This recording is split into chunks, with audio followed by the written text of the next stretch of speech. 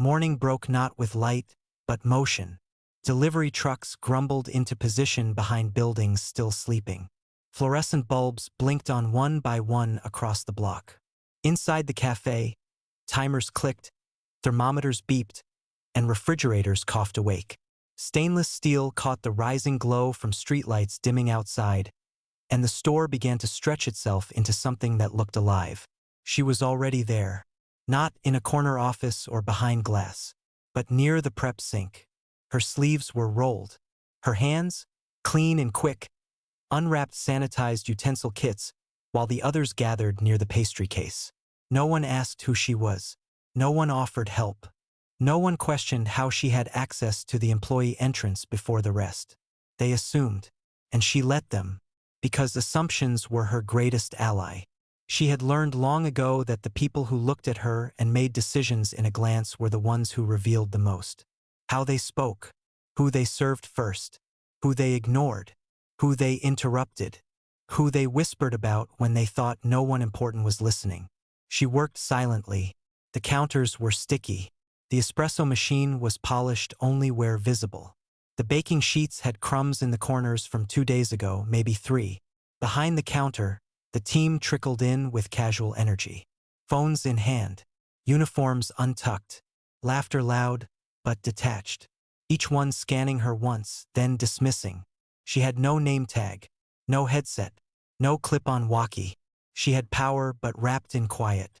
One of the baristas gestured vaguely toward her and mumbled something to the shift lead. A few chuckles followed. Then business resumed. The register buzzed to life. The first drink order of the day was a small drip, mischarged as a large latte. The cashier didn't correct it. The customer smiled politely and said nothing. She watched. Behind her, the shift lead barked instructions at the newest hire, who had been told to sweep the floor during open hours and to stay out of the way. The broom barely touched the corners. She watched that too. By 7:50, the café had its rhythm, but not precision. By 8:02, a young woman with a stutter was ignored at the counter after asking about gluten-free options. The barista looked past her. The cashier pretended not to hear. The woman left without ordering. She saw that. At 8:13, a man in a suit asked if there was oat milk. The barista offered it after a pause, then leaned over to whisper something behind the machine. The shift lead laughed. Not loudly, but intentionally. She stood by the milk fridge, holding the door open just long enough to feel the warmth bleeding in. The thermometer wasn't calibrated. She made a note, in her head, not on paper. At 8:31, she offered to clean the drip tray under the espresso machine. It was pooling with residue. The shift lead told her it was handled and moved to another station, leaving the problem visible, unsolved. At 8:43, the now familiar moment arrived. The question wasn't a question. It was a statement disguised. Where's the actual manager? She had just reminded a barista not to rest a hot wand against a rubber lid. He had turned, blinked slowly, then muttered to the cashier without hiding it. The cashier turned to her with raised eyebrows and asked the sentence like a spear. Where's the actual manager? The word actual hit like a stamp. She didn't flinch. She smiled and walked away from the counter, letting the answer echo in their assumptions. She moved toward the back, down the hallway lined with supply orders and faded compliance checklists, past the staff break room where someone had left a spilled energy drink on a chipped table. She opened the office door not with a key, but with a code. Inside, a laptop, a schedule chart, 2 filed HR reports left and signed, and a locked drawer with a copy of the franchise ownership documents. Her name was on every line. She sat in the office chair, not like a visitor, but like someone returning home, because this wasn't a mystery to solve. It was a message waiting to be heard, one they had written themselves. She would give them more time, not to redeem themselves, but to reveal themselves. That's what floors were for. That's what working beneath perception allowed. Where people think you are nothing, they show everything. She opened the shift coverage report and began typing quietly. In a few weeks, this store would be different. Not because she announced it, but because she was watching. And ownership didn't shout. It documented. And then decided. The clock on the break room wall ticked as if it were trying not to be noticed. A low hum vibrated from the old vending machine, its flickering light caught between numbers and malfunctions. A half-torn HR poster curled at the corner behind the microwave. Someone had left their earbuds on the table beside a phone with a cracked screen and an open group chat still glowing. Memes, shift complaints, half-hearted insults passed off as jokes. She sat at the edge of the small couch in the corner, feet crossed, hands still. The air carried a mix of reheated pasta, synthetic air freshener, and the faint sourness of overused mop water. Her notepad lay closed in her lap. She hadn't written a word. She didn't need to. Her memory was meticulous. Her work was quiet and patient. At 9:07 a.m., 2 employees entered. They didn't notice her at first. Then they did and didn't care. They spoke freely, complained about the customers, about the new girl with opinions, about the store being taken over by people who don't know how we do things around here. One of them referred to her indirectly, a joke about her wiping the tables like a hotel maid. A laugh followed. She smiled faintly, not at the insult, at the pattern, because patterns mattered more than moments. Moments could be denied, but patterns couldn't. At 9:16, a third team member joined. He checked his phone, scrolled, then brought up the franchise's recent changes. Apparently, new compliance procedures were being rolled out. Apparently, someone at the top had taken it personally. He scoffed. "What does ownership even know about working the floor?" he asked. She sat 5 feet away. The couch squeaked as she leaned forward to rest her elbows on her knees. They left a few minutes later, still unaware. She stood, crossed the room, lifted the forgotten phone with its cracked screen, took a mental snapshot of the open conversation, then placed it back precisely where it had been. By 9:45, she returned to the front. The café was louder now. More foot traffic, more orders, more mistakes. The espresso bar lagged behind, the pastry rack half empty and mislabeled. A customer asked for almond milk and received whole. Someone else requested a decaf and was met with confusion. The baristas scrambled, still moving as if nothing could touch them, as if oversight was a myth and ownership a ghost. She stepped behind the line again, not to correct, to observe. The shift lead gave her a look, not hostile, dismissive. She offered a cloth to clean the steamer. He took it, then handed it to someone else, as if the idea had been his, as if her presence was decoration. The register beeped again. Another miskeyed order. A sigh from the customer, a shrug from the cashier. And then came the complaint. A woman asked for a refund politely but firmly. She'd been overcharged. The receipt proved it. The cashier called the shift lead. He rolled his eyes, said he'd have to talk to management. Then he looked around, then right through her. "Where's the actual manager?" The second time it was said, it landed differently. Not because of its delivery, but because of its timing. The irony layered thick beneath it. She had already approved the refund request hours ago from the back-end POS terminal using her own credentials. Credentials the shift lead didn't even know could override his. She stepped aside. Let him flounder. Let him radio another store for help. Let the customer grow restless. And finally, she processed the refund herself, with 2 silent taps on the screen and a nod to the woman, who smiled back in confusion. The shift lead turned toward her, a question on his lips, but stopped short, because something in her face had changed. No anger, just gravity. She returned to the back, not to rest, to log it all. Each time the phrase was said, it exposed something deeper, the belief that authority looked like something else, sounded different, walked different, carried itself in a way that could be boxed, defined, and reported to. But ownership, she had learned, was not just what you held. It was what you saw. And today she saw everything. The sky had darkened by mid-afternoon, not from rain, but from the weight of clouds swollen with silence. Inside the café, the rush hours blurred into each other. Orders backed up. Milk was spilled and not cleaned. The espresso machine sputtered from neglect. She stood by the side sink, polishing a set of used pitchers no one had bothered to rinse. Every moment was a mirror, She watched how each member of the team carved out their comfort, some with arrogance, some with detachment. No one knew the store had been quietly placed under internal review. No one imagined the woman quietly scrubbing behind them was the signature that approved or denied franchise renewals. That her silence wasn't retreat. It was preparation. At 2:14 p.m., the district supervisor arrived. He wore cologne too sharp for the café air, a pressed white shirt, and the polished certainty of someone who thought charm was leadership. The staff straightened a little. Voices became brighter. Smiles were forced but practiced. He didn't notice her. He saw her. But he didn't see. She stood near the back counter, clipboard in hand, intentionally left out in the open this time. The district supervisor breezed past her to greet the shift lead. Handshakes. Light jokes. He asked how things were running. The shift lead lied casually, said this was one of their best crews, said the team was tight. The supervisor nodded, impressed without verifying. Then he looked again at her. Brows slightly furrowed.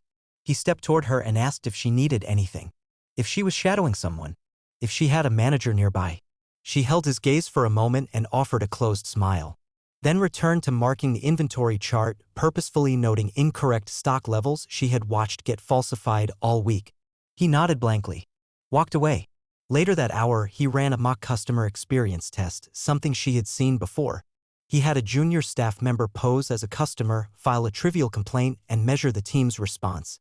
The shift lead handled it with smooth, rehearsed phrases, the cashier nodded with exaggerated empathy, and the barista added a free muffin for the inconvenience. The supervisor smiled like a man proud of what he built. She watched from behind the cooler door as the junior staffer rolled her eyes the second his back turned. The mask was perfect. But the culture was rotten. At 3:45, she stepped outside and made a call. No names. Just a 6-digit store ID followed by the word. Ready. Then she hung up. No ceremony. Inside, she returned to the staff room and opened a silver laptop from her backpack. Her dashboard blinked online. Live data feeds. Feedback reports. Infractions. Warnings. Customer complaint patterns. Temperature sensor records from walk-ins across all locations. The code in her profile read, owner, founder, national license holder. She opened the tab labeled Audit Chain. Typed 6 entries. Each one was short, precise, final. Then she saved the record and locked the file. Because she didn't need to fire anyone. She needed to replace a culture. She had once stood in rooms like this, asked where the manager was, and been told to come back when she had credentials. Now she was the credentials. By 4:17, the district supervisor left. Still impressed. Still blind. But not for long. By next Thursday, a corporate memo would circulate. By next month, the entire district's leadership structure would be restructured. And this location, the one that never asked for her name, would meet the new regional onboarding director face to face. Her. Not as a mystery, but as the one who signs checks and closes stores. Not with rage, but with record. The morning of the 4th day was quiet. Too quiet. The cafe lights flicked on at 6:45. But the usual noise of hurried prep, casual jokes, and the familiar hiss of early steamers was absent. The mood had changed. Shift leads glanced at their phones more often. The baristas whispered in pairs. The breakroom bulletin board bore a fresh sheet stapled at an angle. Mandatory staff review, corporate oversight scheduled. No explanation. No contact name.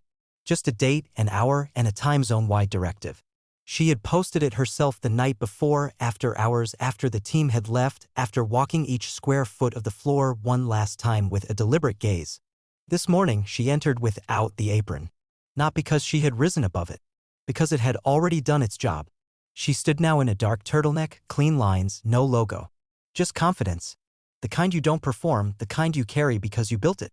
When she walked in, the cashier looked up, eyes narrowed. Then widened. Not in recognition. In uncertainty. The whispering began almost instantly. She wasn't cleaning. She wasn't helping. She was watching. And somehow that made her more dangerous. At 7:02 a.m., the shift lead tried to recover the illusion of structure, called for stations to be reset, for pastry racks to be wiped, for the team to tighten up. But it was too late. The authority in his voice no longer echoed. It ricocheted off suspicion, then vanished. The team worked like people who feared evaluation, not leadership. And that made all the difference. She spent the morning sitting at a side table with her laptop open. She typed steadily without looking up. Her screen reflected spreadsheets, compliance summaries, training logs, names, She wasn't tracking mistakes. She was tracing habits, patterns, choices made when no one expected consequence. By 10:33, the district supervisor walked in again. This time, he paused in the doorway. His usual confidence was clipped, because this time he had seen the internal memo. He had read the digital letter, the one that came from her email address. Her title no longer a mystery. His voice cracked slightly as he greeted her. She looked up only once, offered a slow nod. Nothing more. And he understood. The hierarchy had shifted. Not because someone said so, but because it had always been that way. He just hadn't seen it. She stood, walked to the back office, and opened a file drawer marked Policy Phase-Out. Inside, a folder labeled Legacy Staff Adjustments. She opened the printed pages, marked 3 names in red, then scanned a laminated checklist posted near the door, one she had introduced herself 5 years ago when her first café had opened with nothing but a paper register and hand-drawn menus. She touched the bottom corner of the list gently, then turned back toward the floor. By noon, new uniforms had been delivered. Not for show, for function. No titles printed, no positions defined, just names. Because performance would no longer be judged by assumptions but by action. The district supervisor was asked to leave. Formally, quietly, permanently. She didn't do it in anger. She had watched him smile at others and disrespect her in the same breath. Watched him perform helpfulness while cultivating decay behind the scenes. Watch him mentor mediocrity and ignore the weight of real labor. He gathered his things. Didn't argue. Didn't thank her. Just left. The door clicked closed with a finality that changed the room's oxygen. Staff looked around and saw her standing near the main counter, not elevated, not removed. Present, firm, writing one final note in her planner. She made no speech. She didn't need to. She had already spoken in audits, in policies, in opportunities denied and reassigned. By end of day, 3 new hires arrived. Bright-eyed, overqualified, underestimated. She trained them herself, not from a pedestal, but from the floor, because the question was never, where's the actual manager? The question had always been, who's been paying attention? The 5th day didn't begin with a bell. It began with silence. Not absence, but attention. The store opened at 6 a.m. and for the first time in months. The floor was spotless before the first coffee order rang through the register. Cups were stacked properly. Labels aligned. The steaming wand had been dismantled and cleaned to the screws. Even the back fridge, long left to its condensation and rust, now gleamed under its fluorescent bulb like a newly scrubbed mirror. She hadn't given an order. She hadn't raised her voice. But she had set a new rhythm and the floor danced differently now. The regulars noticed first. Customers paused just inside the door, something unfamiliar brushing across their expression. Was it brightness? Space? Order? They didn't know. They only felt it. A tall woman in a beige coat whispered to her partner, "Did this place change owners?" And the barista behind the counter, now 2 days into retraining, caught the words and offered a smile he hadn't rehearsed. She stood at the far end of the cafe watching. Not surveilling. Just feeling. The walls had stopped absorbing indifference. They now reflected pride. And not just from the new hires. Even the ones who had stayed, who had sneered behind her back and called her a floater, were changing. Not because they feared discipline, but because, beneath all their posturing, they'd wanted this place to matter. They just hadn't known how to follow someone they didn't recognize as a leader. Now they knew better. By mid-morning, she stepped behind the bar to assist, not out of necessity, but habit. When the syrup shelf stuck, she fixed it. When the order printer jammed, she cleared it. Not once did she announce herself. She moved like gravity, quiet but undeniable. And still, someone new entered the room and asked the question. A young vendor. Dropping off beans? Unfamiliar with the new structure. He looked around the cafe, then at her, sleeves rolled and hands rinsed, and said, "Where's the actual manager?" She turned slowly. The words didn't hurt anymore. They never had. But now they didn't even echo. They dissolved. Because the entire store turned with her. A barista paused mid-foam. A cashier blinked. Even the baker looked up from behind the swing door. And without speaking, they said it. She's right there. No need to correct. No need to defend. Just understanding. She smiled at the vendor and nodded toward the register team. He handed her the clipboard anyway. She signed it. Not because she had to. Because it was hers. Later that afternoon, she sat in the back office, the door open, windows up. Her laptop hummed quietly. She reviewed the training logs, employee feedback, the mystery shopper scores. Everything was up. Retention. Cleanliness. customer satisfaction, not because of rules, but because of standards. And people rise to meet the standards of those who respect the floor. Her inbox held 2 invitations, one from the Regional Investment Board requesting her to join the advisory panel, one from a national publication requesting a profile of the black woman behind the quiet café revolution. She closed both. She wasn't ready to talk. She was still watching. Still walking through other stores, other cities, where others just like her had been dismissed before their names were even spoken. At 4:52, she handed out fresh uniforms to 3 new recruits. No instructions, just presence. And they followed her. Not because of the badge, but because of the way the room bent to her without noise. Because when someone owns the space, not just the lease, but the standard, you feel it in every clean surface, every precise movement, every step that says, "You can be proud of this. You should be proud of this." And if you can't recognize who built it, maybe it was never built for you to lead.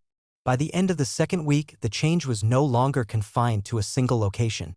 It rippled through every corner cafe in the chain, through early openings and late closings, through retrained staff and replaced leads, through espresso poured without waste and milk steamed without scorches. It wasn't a trend. It wasn't a campaign. It was a standard anchored by someone who no longer had to explain who she was. She had walked enough floors, watched enough shifts unfold like whispered confessions, taken notes in silence while people revealed their beliefs without realizing it. And now every store bore her touch, not in posters, not in slogans, but in feeling, even when she wasn't there, especially when she wasn't there. At the original cafe, the one where the question had first been asked, there was a new manager now. Young, thoughtful, humble enough to ask questions, strong enough to hold the answers. He knew her name, not as a title, but as a story. He carried her leadership not through hierarchy, but through behavior. And he made sure no one on staff would ever look at another teammate and ask, "Where's the actual manager?" Because they all were. She had taught them that authority isn't a desk. It's attention. It's how you sweep, how you listen, how you correct a mistake without humiliating someone who made it. It's how you show up before the lights flicker on and leave after the windows are cleaned. She had turned assumptions into architecture, doubt into design. The same vendor who once asked about the actual manager now addressed her by first name whenever he saw her. His clipboard always a little tighter in hand, his voice a little more careful, like he had learned something permanent. At the franchise convention in the 3rd month, her keynote was printed at the top of the schedule. Black ink on ivory stock. No headshot, no bio, just her name. And yet, when she stepped onto the stage, the room went still. Not because the attendees recognized her face, but because they had already lived her decisions. Every store they'd entered, every system update, every performance audit, every barista who had started wiping extra corners without being asked. That was her. Not a campaign. Culture. Her words were short, precise, grounded. She didn't speak about success. She spoke about vision. The vision to build something people assume you can't. The strength to walk quietly while others question your right to lead. The patience to outlast dismissal. The wisdom to create systems that don't depend on being recognized in every room, but work even when you aren't. Afterward, several franchise owners approached her. They all said the same thing in different voices. "I didn't know that was you." And she smiled every time, because that was the point. Leadership wasn't visibility. It was impact. She returned home to a small apartment with no trophies on the shelves. Only photos of her first location. A framed paper receipt from the first customer who ever thanked her for staying late. A note from a former barista who said working under her had changed her view of what ownership looked like. She sat on the edge of her bed that night, phone in hand. No texts, no alerts, just a stillness earned. Because the world had finally stopped asking the question that haunted her for so long. Where's the actual manager? They knew now. She had been there all along. And she owned the chain.